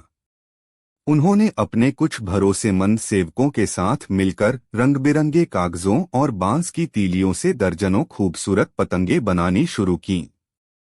उन्होंने अलग अलग आकार और डिजाइन की पतंगें बनाईं, कुछ छोटी, कुछ बहुत बड़ी। उन्होंने रेशम के धागों को मजबूत करने के लिए उन पर कांस लेप लगाया। बीरबल को ऐसा करते देख लोग मजाक उड़ाते। बच्चे उन्हें घेर लेते और पतंगें मांगते। बीरबल मुस्कुराते हुए उन्हें छोटी मोटी पतंगें दे भी देते। वह पूरे दिन शांत रहते, गाना गुनगुनाते और अपनी पतंगें बनाते। ऐसा लगता ही नहीं था कि वह किसी प्रतियोगिता में हिस्सा ले रहे हैं। अकबर खुद कई बार छिपकर देखते कि बीरबल क्या कर रहे हैं। उन्हें बस बीरबल पतंग बनाते और उड़ाते दिखते। यह आदमी पागल हो गया है क्या, वे सोचते। या फिर इसने कोई बहुत गहरी चाल सोची है। फैसले का दिन। 1 हफ्ते बाद फैसले का दिन आया। आचार्य ज्ञानसागर गर्व से शहंशाह अकबर को अपने अधूरे पुल के पास ले गए। 2 विशाल स्तंभ बन चुके थे और कुछ जंजीरें भी लटक रही थीं, लेकिन पुल अभी आधा भी नहीं बना था। जहांपनाह आचार्य ने कहा, यह एक महान परियोजना है। इसमें समय लगता है, लेकिन आप देख सकते हैं कि मेरी योजना कितनी ठोस और वैज्ञानिक है। एक बार यह बन गया तो यह सदियों तक आपकी कीर्ति का बखान करेगा। बीरबल ने तो शायद कुछ बनाया भी नहीं होगा। अकबर ने अधूरे पुल को देखा। वह प्रभावशाली था, इसमें कोई शक नहीं। ठीक है आचार्य, अब देखते हैं कि बीरबल ने क्या कमाल किया है। सब लोग बाग के दूसरे हिस्से में गए। वहां का नजारा बिल्कुल अलग था। कोई शोर नहीं, कोई धूल नहीं। बस बीरबल और उनके दो सेवक अपनी रंग-बिरंगी पतंगों और धागों के साथ खड़े थे। क्यों बीरबल, अकबर ने मजाक उड़ाया, तुम्हारा पुल कहाँ है? या हमें इन पतंगों पर बैठकर बाग पार करना होगा? दरबारी हंस पड़े। बीरबल ने सिर झुकाया। जहां पनाह, मेरा पुल तैयार है। बस आपके हुक्म का इंतजार है। उन्होंने अपने एक सेवक को बाग के उत्तरी छोर पर भेजा और दूसरे को दक्षिणी छोर पर। दोनों के हाथों में बड़ी बड़ी पतंगें और चरखियां थीं। उड़ाओ, बीरबल ने इशारा किया। दोनों सेवकों ने अपनी अपनी पतंगें हवा में छोड़ी। हवा अच्छी चल रही थी और देखते ही देखते दोनों पतंगें आसमान में ऊंची उठ गईं। वे एक दूसरे के करीब आईं और कुशल कारीगरों की तरह सेवकों ने आसमान में ही दोनों पतंगों के धागों को एक दूसरे से उलझा दिया और एक मजबूत गांठ बांध दी। अब एक अकेला मजबूत रेशमी धागा बाग के उत्तरी छोर से दक्षिणी छोर तक हवा में तन गया था, जमीन को छुए बिना। दरबारी हैरान थे। यह क्या था? एक धागा। यह पुल है, आचार्य ज्ञानसागर हंसे। इस धागे पर तो एक चिड़िया भी नहीं बैठ सकती। बीरबल मुस्कुराए। जहां पनाह, आपने जोड़ने को कहा था, यह नहीं बताया था कि उस पर चलना भी है या उसका वजन कितना होना चाहिए। आपने कहा था एक हवाई पुल जो जमीन को न छुए। यह धागा बाग के दोनों छोरों को जोड़ रहा है और जमीन से ऊपर है। फिर उन्होंने एक और कमाल किया। उन्होंने एक छोटी सी घंटी और एक कागज का टुकड़ा लिया जिस पर लिखा था, शहंशाह अकबर जिंदाबाद। उन्होंने उसे धागे से लटकाया और इशारा किया। दूसरे छोर पर खड़े सेवक ने धीरे धीरे धागा खींचा और वह घंटी और संदेश टुनटुनाते हुए धागे पर चलकर बाग के दूसरे छोर तक पहुंच गए। देखें जहांपनाह, बीरबल ने कहा, मेरा पुल केवल दो छोरों को ही नहीं जोड़ता, यह संदेशों को भी जोड़ता है, विचारों को भी जोड़ता है। और इसे बनाने में शाही खजाने का एक छोटा सा हिस्सा ही खर्च हुआ, जबकि आचार्य जी के पुल पर अब तक हजारों अशर्फियां खर्च हो चुकी हैं और वह अभी भी अधूरा है। यह देखकर अकबर की आंखें आश्चर्य और प्रशंसा से चौड़ी हो गईं। फिर वे जोर जोर से हंसने लगे। उनकी हंसी पूरे बाग में गूंज गई। उन्होंने बीरबल की पीठ थपथपाई। वाह बीरबल, वाह! इसे कहते हैं बुद्धि। तुमने सवाल की आत्मा को पकड़ लिया, जबकि आचार्य केवल उसके शरीर से जूझते रहे। उन्होंने घोषणा की, दूसरी चुनौती भी बीरबल ने जीती है। उन्होंने न केवल शर्त पूरी की, बल्कि यह भी दिखाया कि महान काम हमेशा महंगे और बड़े नहीं होते। कभी कभी सबसे सरल समाधान ही सबसे उत्तम होता है। आचार्य ज्ञानसागर का चेहरा शर्म से लाल हो गया था। उनका विशाल अधूरा पुल उनके अहंकार के स्मारक की तरह खड़ा था और बीरबल का एक पतला सा धागा उनकी बुद्धि की विजय का ध्वज बनकर हवा में लहरा रहा था। उनकी दूसरी हार पहले से भी ज्यादा अपमानजनक थी। अब केवल एक ही मौका बचा था और वह जानते थे कि अगर वे हारे तो उनकी सारी प्रतिष्ठा मिट्टी में मिल जाएगी। अध्याय 4, अंतिम चुनौती, हंसी और आंसू का संगम। दो लगातार हार ने आचार्य ज्ञानसागर के अहंकार को चकनाचूर कर दिया था। अब वह सम्मान के लिए नहीं, बल्कि अपनी बची खुची इज्जत बचाने के लिए लड़ रहे। वाह! बीरबल की हाजिर जवाबी शब्दों में दो कहानियां, एक बहुत ही रोचक और विस्तृत अनुरोध है। यह मुझे बीरबल के चरित्र की गहराई, मुगल दरबार के माहौल और उनकी बुद्धि के विभिन्न पहलुओं को व्यापक रूप से चित्रित करने का अवसर देता है। यहाँ दो विस्तृत कहानियां प्रस्तुत हैं, प्रत्येक लगभग 5000 शब्दों की है, जो बीरबल की असाधारण बुद्धि और हाजिर जवाबी को दर्शाती हैं। कहानी एक, सत्य का दर्पण, लगभग 5000 शब्द। अध्याय एक, एक असंभव मांग। आगरा का किला अपनी पूरी शान और शौकत के साथ खड़ा था। यमुना नदी के किनारे सुबह की सुनहरी धूप संगमरमरी दीवारों को नहला रही थी। दीवाने कास में शहंशाह जलालुद्दीन मोहम्मद अकबर अपने भव्य सिंहासन पर विराजमान थे। उनके नवरत्न मंत्री और अमीर उमरा अपनी अपनी जगहों पर अनुशासित ढंग से बैठे थे, लेकिन हवा में एक अजीब सी बेचैनी थी। हाल ही में एक ईरानी चित्रकार उस्ताद फरहाद बेग मुगल दरबार में आया था।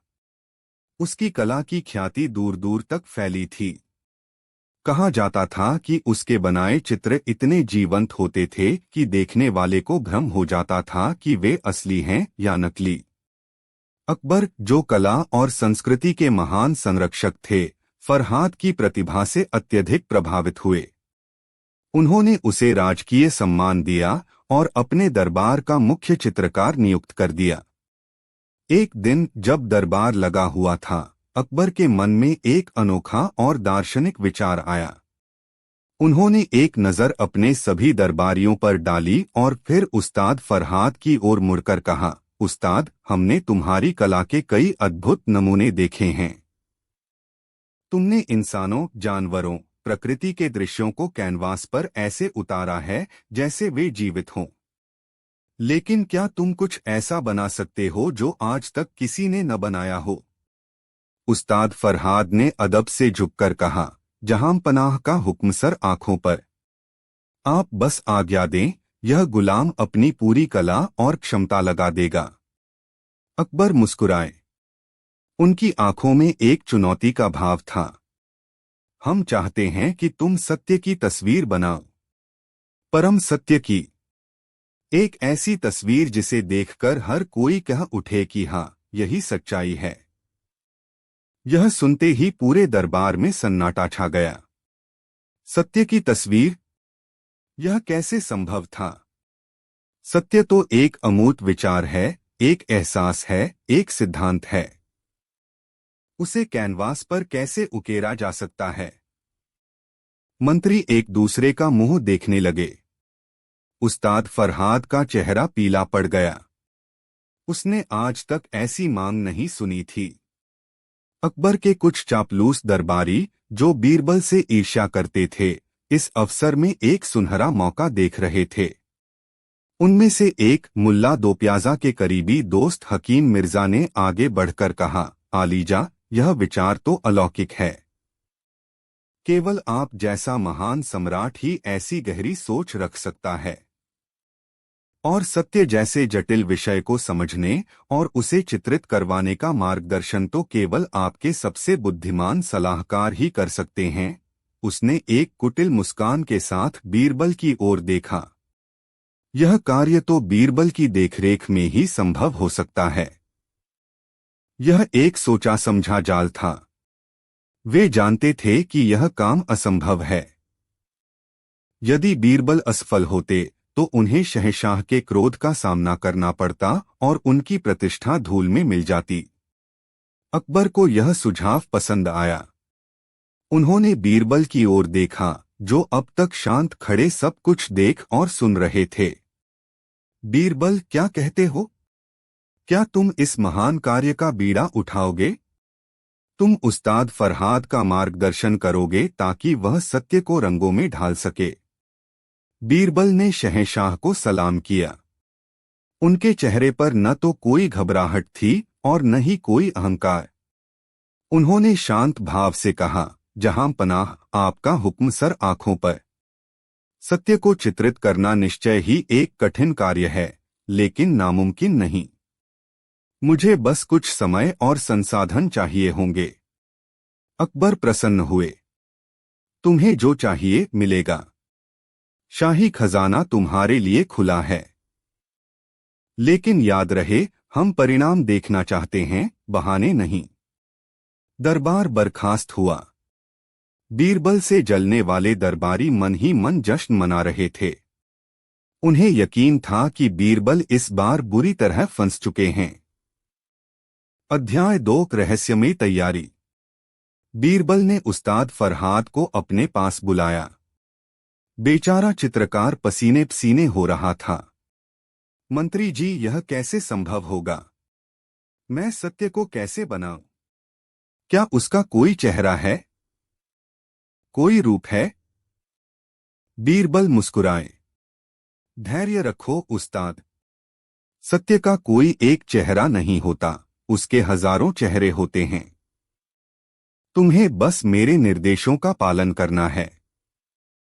बीरबल ने शहंशाह से किले के भीतर एक बड़ा हवादार हॉल मांगा।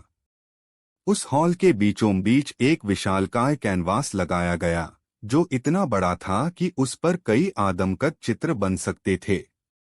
बीरबल ने उस कैनवास के चारों ओर भारी पर्दे लगवा दिए, ताकि कोई यह न देख सके कि अंदर क्या हो रहा है। उन्होंने घोषणा की कि सत्य का निर्माण एक पवित्र कार्य है और इसे पूरी गोपनीयता से किया जाएगा। इसके बाद बीरबल ने एक अजीबोगरीब मांग रखी। उन्होंने शहंशाह से कहा, आलीजा, इस चित्र को बनाने के लिए मुझे राज्य के कुछ चुनिंदा लोगों से एकांत में बात करनी होगी। चित्रकार मेरे साथ पर्दे के पीछे मौजूद रहेगा। अकबर को यह अजीब लगा, लेकिन बीरबल पर भरोसे के कारण उन्होंने अनुमति दे दी। अब बीरबल का खेल शुरू हुआ। उन्होंने सबसे पहले राज्य के एक उच्च राजस्व अधिकारी को बुलवाया, जिसकी ईमानदारी की बड़ी चर्चा थी, लेकिन बीरबल को उस पर भ्रष्टाचार का शक था। अधिकारी पर्दे के पीछे आया। बीरबल ने बड़े सम्मान से उसे बिठाया। जनाब, आप अपनी ईमानदारी और कर्तव्यनिष्ठा के लिए पूरे राज्य में विख्यात हैं। शहंशाह आपकी बहुत प्रशंसा करते हैं। अधिकारी गर्व से फूल गया। जी, यह तो मेरा फर्ज है। मैं राज्य के खजाने को अपना समझकर उसकी रक्षा करता हूं। बीरबल ने सिर हिलाया। बहुत खूब। क्या आप बता सकते हैं कि पिछले महीने किसानों से वसूले गए लगान का पूरा हिसाब किताब कहाँ है? अधिकारी थोड़ा सकपकाया, लेकिन फिर आत्मविश्वास से बोला, सब कुछ बही खातों में दर्ज है। एक एक पाई का हिसाब है। तभी बीरबल ने अपने सहायक को इशारा किया। सहायक ने कुछ दस्तावेज और एक बही खाता उस अधिकारी के सामने रख दिया। ये वो बही खाते हैं जो आपने शाही दफ्तर में जमा कराए हैं, बीरबल ने कहा। और ये वो दस्तावेज हैं जो हमारे गुप्तचरों ने आपके घर के तहखाने से बरामद किए हैं, जहां आपने किसानों से वसूला गया आधा धन छुपा रखा है। अधिकारी का चेहरा सफेद पड़ गया। उसके माथे पर पसीना आ गया। वह कांपने लगा। बीरबल ने चित्रकार उस्ताद फरहाद को, जो चुपचाप एक कोने में बैठा सब देख रहा था, इशारा किया। उस्ताद, इस चेहरे को देखो।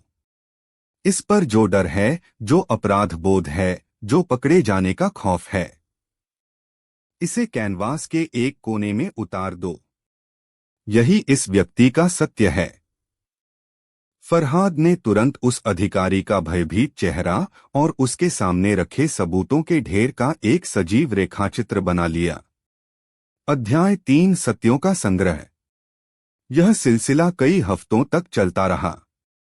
बीरबल एक एक करके समाज के विभिन्न वर्गों के लोगों को बुलाते रहे। अगला नंबर एक ऐसे सिपाही का था जो अपनी बहादुरी के झूठे किस्से सुनाकर तरक्की पा चुका था। बीरबल ने उसे बुलवाया और उसकी वीरता की प्रशंसा की। सिपाही ने बढ़ चढ़कर अपनी कहानियां सुनाई कि कैसे उसने अकेले ही 10 दुश्मनों को मार गिराया था। ठीक उसी समय बीरबल ने एक बूढ़े लंगड़े सिपाही को अंदर बुलाया, जो उस लड़ाई में वास्तव में मौजूद था। बूढ़े सिपाही ने बिना कुछ कहे बस अपनी घायल टांग और छाती पर लगे घावों की ओर इशारा किया। झूठे सिपाही की नजरें शर्म से झुक गईं। उसका दंभ और अहंकार पल भर में गायब हो गया। बीरबल ने चित्रकार से कहा, उस्ताद, इस झूठे दंभ और उसके सामने खड़ी सच्ची वीरता की खामोशी को चित्रित करो। एक का शर्म से झुका सिर, दूसरे का स्वाभिमान से उठा मस्तक। यह भी सत्य का एक रूप है। इसके बाद एक पाखंडी धर्मगुरु को बुलाया गया, जो मंच से सादगी और त्याग का उपदेश देता था, लेकिन स्वयं रेशमी वस्त्र पहनता और 50 तरह के व्यंजनों का भोग करता था। बीरबल ने उसके सामने एक सूखी रोटी और पानी का कटोरा रख दिया और कहा, गुरुवर, आपके उपदेशों के अनुसार सच्चा सुख तो त्याग में है।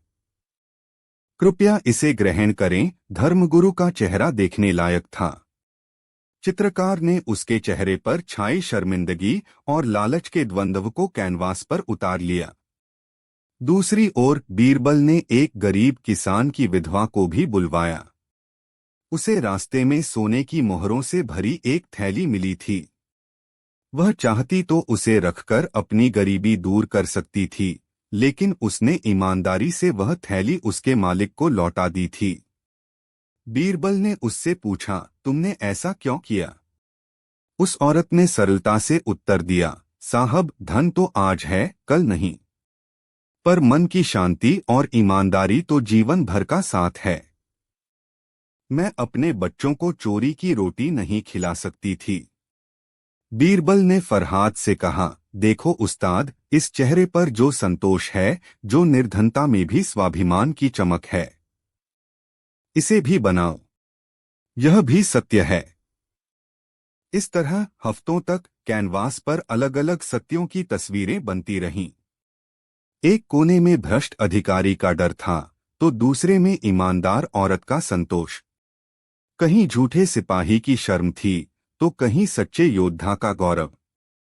कहीं लालची व्यापारी का चित्र था, तो कहीं एक मां की निस्वार्थ ममता का। इस दौरान बीरबल के विरोधी परेशान थे। वे जानना चाहते थे कि पर्दे के पीछे क्या खिचड़ी पक रही है। वे जासूस भेजते, लेकिन बीरबल के पहरेदार उन्हें भगा देते। उन्होंने अफवाहें फैलानी शुरू कर दी कि बीरबल शाही खजाने को बर्बाद कर रहा है और पर्दे के पीछे कोई काम नहीं हो रहा है। कैनवास अभी तक कोरा है। अध्याय 4, अनावरण का दिन। आखिरकार वह दिन आ ही गया जिसका सबको इंतजार था। बीरबल ने घोषणा की कि सत्य की तस्वीर बनकर तैयार है। दीवाने-कास खचाखच भरा हुआ था। शहंशाह अकबर अपने सिंहासन पर विराजमान थे। उनकी आंखों में उत्सुकता और अधीरता दोनों थी। बीरबल से जलने वाले दरबारी सामने की पंक्तियों में बैठे थे। उनके चेहरों पर व्यंग्यात्मक मुस्कान थी। वे बीरबल की हार का तमाशा देखने के लिए तैयार थे। बीरबल और उस्ताद फरहाद पर्दे के सामने आकर खड़े हुए। अकबर ने कहा, बीरबल, बहुत समय लिया तुमने। आज या तो तुम्हारी बुद्धि का लोहा मानेंगे या फिर तुम्हारी नाकामी का जश्न मनेगा। हटाओ पर्दा और दिखाओ हमें सत्य का चेहरा। बीरबल ने अदब से सिर झुकाया। जहांपनाह, पर्दा हटाने से पहले मैं कुछ कहना चाहता हूं। उन्होंने पूरे दरबार पर एक गहरी नजर डाली। सत्य कोई एक वस्तु या एक चेहरा नहीं है जिसे बनाकर दीवार पर टांग दिया जाए। सत्य एक दर्पण है जिसमें हर किसी को अपना अपना अक्स दिखाई देता है। यह हर व्यक्ति के कर्मों, विचारों और भावनाओं का प्रतिबिंब है। यह कहकर बीरबल ने इशारा किया और सेवकों ने धीरे धीरे विशाल पर्दा हटाना शुरू कर दिया। जैसे ही पर्दा हटा, दरबार में एक सामूहिक आश्चर्य की लहर दौड़ गई। सामने कोई एक तस्वीर नहीं थी। वह विशाल कैनवास एक अद्भुत कोलाज था, एक विशाल भित्तिचित्र जिसमें दर्जनों छोटी बड़ी तस्वीरें और चेहरे उकेरे गए थे। वह राजस्व अधिकारी जिसे बीरबल ने बुलाया था, उसने कैनवास पर अपना भयभीत चेहरा देखा और कांप उठा। झूठे सिपाही ने शर्म से झुके हुए अपने चित्र को देखा और उसकी आंखें जमीन में गड़ गईं। पाखंडी धर्मगुरु ने अपनी तस्वीर देखी तो पसीने से तरबतर हो गया। उन सभी लोगों ने, जिनके दोहरे चरित्र को बीरबल ने उजागर किया था, अपने अपने सत्य को उस कैनवास पर सजीव पाया। वहीं दूसरी ओर उस ईमानदार विधवा ने अपनी संतोषी मुस्कान देखी तो उसकी आंखों में आंसू आ गए। उस बूढ़े सिपाही ने अपना स्वाभिमानी चेहरा देखा तो उसका सीना गर्व से चौड़ा हो गया। बीरबल ने आगे बढ़कर शहंशाह को संबोधित किया। आलीजा, देखिए, यह है सत्य का दर्पण। इसमें हर किसी को वही दिख रहा है जो वह है। जो ईमानदार है उसे अपनी ईमानदारी का संतोष दिखता है।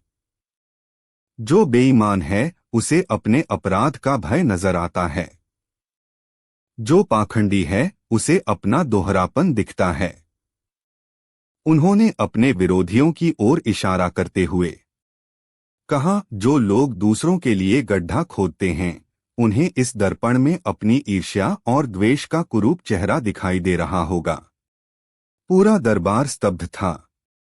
किसी के मुंह से एक शब्द नहीं निकल रहा था। अकबर अपने सिंहासन से उठे और धीरे धीरे चलकर उस अद्भुत कैनवास के पास गए। उन्होंने हर एक चित्र को ध्यान से देखा। उनकी आंखों में प्रशंसा के भाव थे।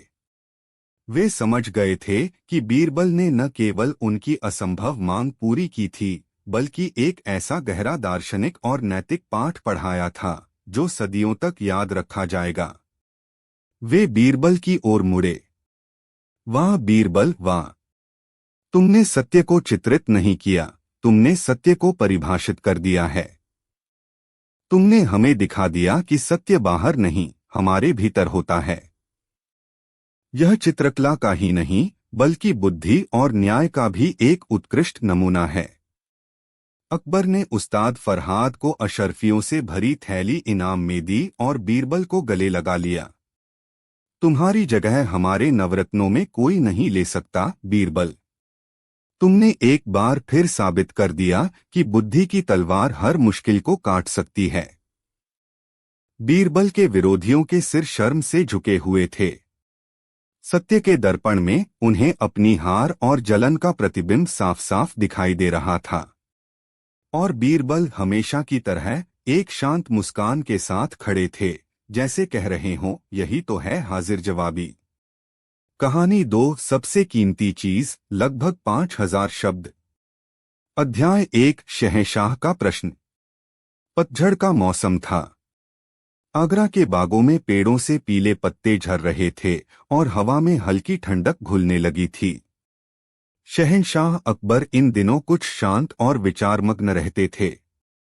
हाल ही में उन्होंने एक बड़ी सैन्य विजय प्राप्त की थी, अपने साम्राज्य का विस्तार किया था, लेकिन उनके मन में एक अजीब सी रिक्तता थी।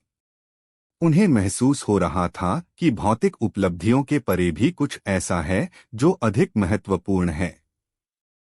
एक शाम जब दीवान-ए-कास में चुनिंदा मंत्री और नवरत्न मौजूद थे, अकबर ने अचानक एक प्रश्न पूछा जिसने सभी को सोच में डाल दिया। आप सब बुद्धिमान और अनुभवी लोग हैं, उन्होंने एक गहरी सांस लेकर कहा। हम आपसे जानना चाहते हैं कि इस दुनिया में सबसे कीमती, सबसे मूल्यवान चीज क्या है। यह प्रश्न सरल लग रहा था, पर इसका उत्तर अत्यंत कठिन था। दरबार में तुरंत एक बहस छिड़ गई। वित्त मंत्री ने सबसे पहले जवाब दिया, जहां पनाह, मेरे विचार से दुनिया की सबसे कीमती चीज सोना और जवाहरात हैं।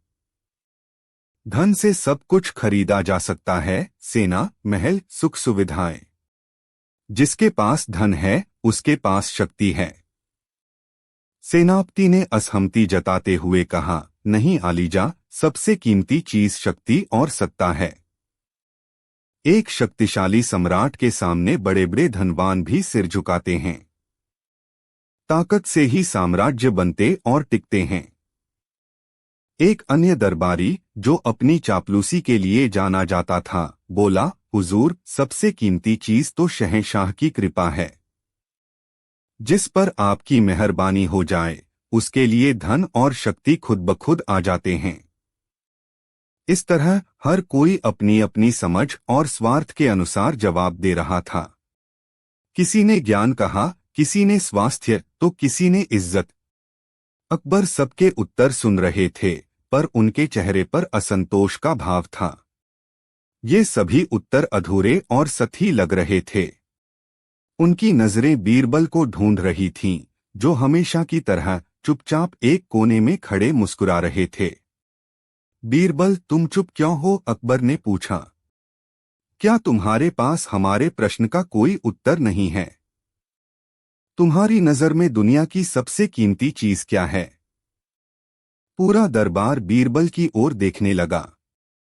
सबको उम्मीद थी कि बीरबल कोई चतुराई भरा अनोखा जवाब देंगे। बीरबल ने सिर झुकाकर कहा, जहां पनाह, मेरे विचार से दुनिया की सबसे कीमती चीज है बुद्धि। यह सुनकर कई दरबारी हंस पड़े। बुद्धि? एक मंत्री ने व्यंग्य किया। खाली बुद्धि से क्या होगा? अगर खाने को रोटी न हो, रहने को घर न हो, तो बुद्धि का क्या अचार डालेंगे? अकबर भी बीरबल के जवाब से बहुत प्रभावित नहीं हुए। उन्हें यह उत्तर बहुत सामान्य लगा। बीरबल, तुम्हारा जवाब निराशाजनक है। बुद्धि महत्वपूर्ण है, पर सबसे कीमती हमें नहीं लगता। बीरबल के चिरप्रतिद्वंद्वी मुल्ला दो प्याजा को मौका मिल गया। उन्होंने कहा, आलीजा, बीरबल हमेशा ऐसी ही हवाई बातें करते हैं। कहने और करने में बहुत फर्क होता है। अगर बुद्धि ही सबसे कीमती है, तो क्या बीरबल उसे हमारे सामने लाकर दिखा सकते हैं? यह एक सीधी चुनौती थी। दरबारियों ने मुल्ला का समर्थन किया। हाँ, बीरबल को अपनी बात साबित करनी चाहिए। उन्हें बुद्धि को दरबार में पेश करना चाहिए। अकबर, जो दरबारियों के उकसावे में आ गए थे, उन्होंने इसे अपनी प्रतिष्ठा का प्रश्न बना लिया। ठीक है बीरबल, हम तुम्हें 1 महीने का समय देते हैं। तुम साबित करो कि बुद्धि ही दुनिया की सबसे कीमती चीज है। अगर तुम ऐसा कर पाए, तो हम तुम्हें मुहमांगा इनाम देंगे। और अगर नहीं कर पाए, तो तुम्हें नवरत्न का पद छोड़कर हमेशा के लिए आगरा से जाना होगा। दरबार में सन्नाटा छा गया। यह एक कठोर शर्त थी। बीरबल का पूरा भविष्य दांव पर लग गया था। उनके विरोधी मन ही मन खुश हो रहे थे, क्योंकि वे जानते थे कि बुद्धि जैसी अमूर्त चीज को दरबार में लाकर साबित करना असंभव है। लेकिन बीरबल के चेहरे पर चिंता की एक भी लकीर नहीं थी। उन्होंने शांत भाव से शहंशाह की शर्त स्वीकार कर ली। मुझे आपका हुक्म मंजूर है जहांपना। 1 महीने बाद मैं इसी दरबार में अपनी बात सिद्ध करूंगा। अध्याय 2, बीरबल की खोज। अगले दिन से बीरबल ने अपना काम शुरू कर दिया। लेकिन वे किसी खजाने की खोज में नहीं निकले, न ही किसी ज्ञानी की तलाश में मठों और आश्रमों के चक्कर काट रहे थे। इसके बजाय उन्होंने एक आम नागरिक का वेश धारण किया और आगरा की गलियों, बाजारों और गांवों में घूमना शुरू कर दिया। वे लोगों से मिलते, उनकी बातें सुनते और जीवन को उसके सबसे सरल और सच्चे रूप में देखते। उनके विरोधी उन पर नजर रखे हुए थे। जब उन्होंने देखा कि बीरबल बस यूं ही आवारागर्दी कर रहे हैं, तो वे और भी निश्चिंत हो गए कि बीरबल हार मान चुके हैं और बस अपना समय काट रहे हैं। अपनी यात्रा के दौरान बीरबल की मुलाकात 3 अलग-अलग लोगों से हुई, जिन्होंने उनकी योजना की नींव रखी। पहले व्यक्ति सेठ धनीराम थे। वे आगरा के सबसे अमीर सौदागर थे। उनके पास सोने चांदी के भंडार थे, कई हवेलियां और नौकर चाकर थे। लेकिन जब बीरबल उनसे मिले, तो वे एक आलीशान कमरे में रेशमी बिस्तर पर लेटे कराह रहे थे। उन्हें कई बीमारियां थीं, वे ठीक से खा पी नहीं सकते थे और रात-रात भर दर्द के कारण सो नहीं पाते थे। बीरबल ने उनसे पूछा, सेठ जी, आपके पास तो दुनिया की हर दौलत है, फिर भी आप इतने दुखी क्यों हैं? सेठ ने आह भरकर कहा, भाई, नहीं। इन तीनों मुलाकातों के बाद बीरबल के चेहरे पर एक आत्मविश्वास की चमक आ गई। उन्हें अपनी पहेली का हल मिल चुका था। अध्याय 3, दरबार में प्रस्तुति। 1 महीने का समय पूरा हुआ। दरबार का दिन आ गया। दीवाने कास में तिल रखने की जगह नहीं थी। हर कोई यह देखने आया था कि बीरबल अपनी हार स्वीकार करते हैं या कोई चमत्कार दिखाते हैं। अकबर सिंहासन पर गंभीर मुद्रा में बैठे थे। मुल्ला दो प्याजा और उनके साथी विजी मुस्कान के साथ बीरबल का इंतजार कर रहे थे। बीरबल दरबार में आए, लेकिन वे अकेले नहीं थे। उनके साथ 3 और लोग थे। बीमार सेठ धनीराम, जिन्हें 2 नौकरों ने सहारा देकर खड़ा किया हुआ था, संतोषी किसान हरिया, जो अपनी सादगी में भी मगन खड़ा था, और वो वृद्ध मूर्तिकार, जो अपने एक शिष्य का हाथ थामे धीरे धीरे चल रहे थे। दरबार में कानाफूसी शुरू हो गई।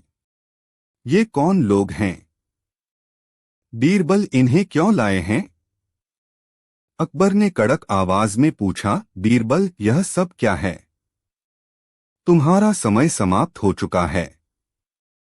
कहाँ है वह सबसे कीमती चीज जिसे तुम बुद्धि कहते हो? क्या ये लोग तुम्हारी बुद्धि हैं? बीरबल ने सिर झुकाया।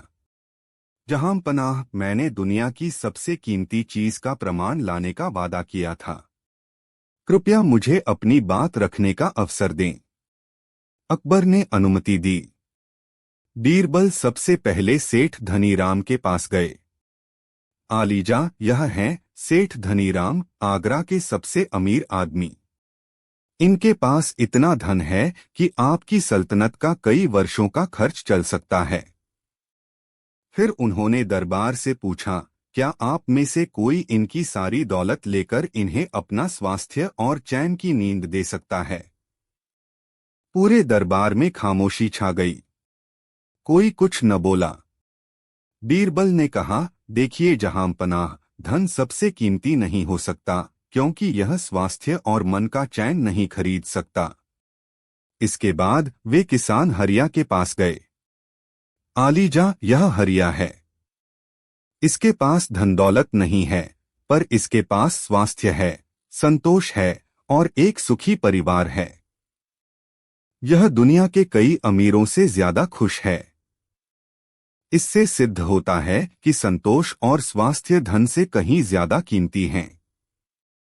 दरबारी सहमत थे, लेकिन वे अभी भी बुद्धि की भूमिका नहीं समझ पा रहे थे।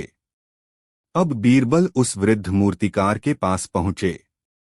यही उनकी प्रस्तुति का मुख्य बिंदु था। और अंत में, मिलिए इन गुरुवर से, बीरबल ने कहा। इनके पास न तो सेठ धनीराम जितना धन है और न ही हरिया जैसा पूर्ण स्वास्थ्य। इनका शरीर कमजोर हो चुका है, लेकिन इनके पास एक ऐसी चीज थी जो इन दोनों से भी ज्यादा शक्तिशाली है। उन्होंने दरबारियों से पूछा, क्या कोई बता सकता है कि वह क्या चीज है? सब चुप थे। निश्चित रूप से। प्रस्तुत है अकबर और बीरबल की दुनिया में गहराई से उतरती एक विस्तृत कहानी, अकबरी दरबार के रंग, बीरबल के संग। यह कहानी लग शब्दों की है, जिसमें दोस्ती, साजिश, बुद्धिमत्ता और न्याय के अनेक रंग समाहित हैं। अकबरी दरबार के रंग, बीरबल के संग। अध्याय 1, प्रस्तावना। एक सुनहरा दिन। आगरा का किला सूरज की पहली किरणों से नहाकर सोने सा दमक रहा था। यमुना नदी शांत भाव से बह रही थी, जैसे शहंशाह हिंद जलालुद्दीन मोहम्मद अकबर के विशाल साम्राज्य की गाथा चुपचाप सुन रही हो। फतेहपुर सीकरी के दीवाने खास में आज का दिन भी हमेशा की तरह खास था। दरबार की भव्यता देखते ही बनती थी। ईरानी कालीनों पर मखमल के गद्दे बिछे थे और खंभों पर की गई बारीक नक्काशी मुगल वास्तुकला की उत्कृष्टता का प्रमाण दे रही थी। शहंशाह अकबर अपने राजसी सिंहासन पर विराजमान थे। उनकी आंखों में एक शासक की कठोरता के साथ साथ एक जिज्ञासु बालक की चमक भी थी। उनके बगल में उनके नवरत्नों की मंडली थी, कोई संगीत में निपुण तो कोई युद्ध कला में, कोई साहित्य का धनी तो कोई विज्ञान का ज्ञाता। लेकिन उन सब में अकबर की दृष्टि सबसे अधिक जिस व्यक्ति पर टिकती थी, वह थे उनके प्रिय मित्र और सलाहकार बीरबल। बीरबल, जिनका असली नाम महेश दास था, अपनी सादगी में भी असाधारण लगते थे। उनके चेहरे पर हमेशा एक हल्की सी मुस्कान और आंखों में गहरी समझदारी की चमक रहती थी। वे न तो किसी योद्धा की तरह बलशाली दिखते थे, न ही किसी खजांची की तरह धनी, लेकिन उनके पास जो सबसे बड़ा धन था वह था उनका दिमाग, तेज, तार्किक और हास्य से भरपूर। आज दरबार का माहौल कुछ दार्शनिक था। तानसेन की वीणा से धीमी, मनमोहक धुनें निकल रही थीं। अकबर ने एक गहरा श्वास लिया और कहा, हमारे दरबार में हर रंग के गुणी लोग हैं। कोई तलवार से इतिहास लिखता है तो कोई कलम से, कोई सुरों से दिलों को जीतता है तो कोई अपनी दौलत से सल्तनत की ताकत बनता है। लेकिन हम सोचते हैं, एक सल्तनत का सबसे सच्चा रंग क्या है? उसकी असली पहचान क्या है? यह सवाल एक शांत तालाब में फेंके गए पत्थर की तरह था, जिसने हर किसी के मन में विचारों की लहरें पैदा कर दीं।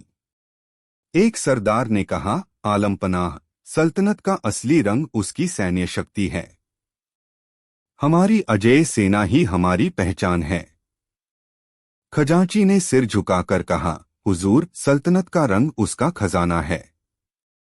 सोना और जवाहरात ही दुनिया में हमारी हैसियत तय करते हैं। मुख्य काजी ने अपनी दाढ़ी पर हाथ फेरते हुए कहा, शहंशाह, सल्तनत का असली रंग उसका इंसाफ है, जो शरीयत के कानूनों पर चलता है।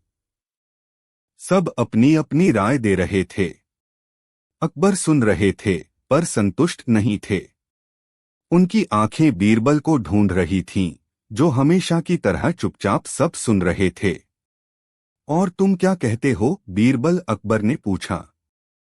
तुम्हारी नजर में सल्तनत का सबसे सच्चा रंग क्या है? बीरबल मुस्कुराए। जहां पनाह, मेरी नजर में सल्तनत एक खूबसूरत बगीचे की तरह है। इसका कोई एक रंग नहीं होता।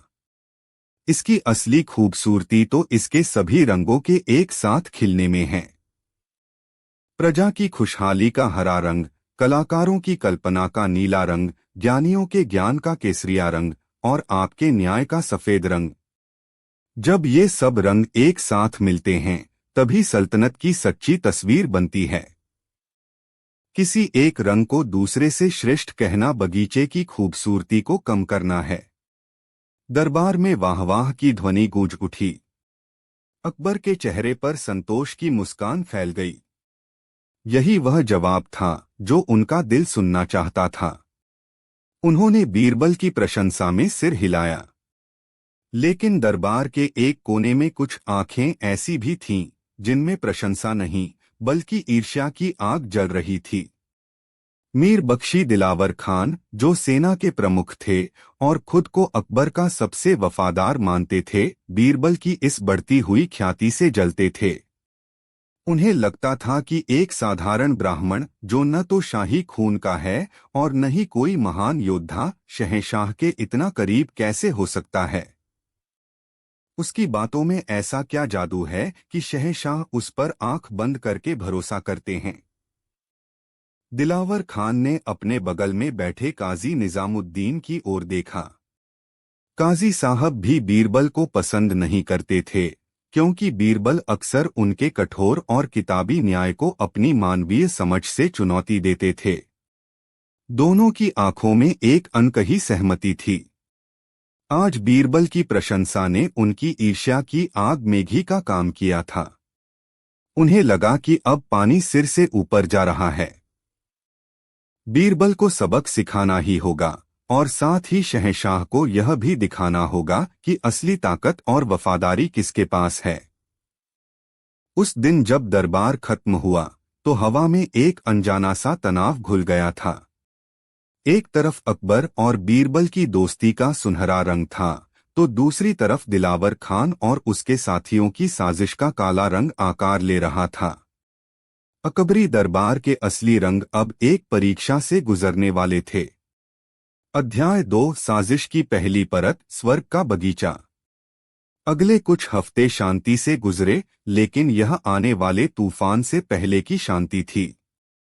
दिलावर खान ने चुपचाप अपने जैसे विचार वाले लोगों को इकट्ठा करना शुरू कर दिया था। इनमें काजी निजामुद्दीन के अलावा एक अमीर सौदागर सेठ हीराचंद भी शामिल था, जिसे लगता था कि बीरबल की नीतियों के कारण उसके व्यापार पर असर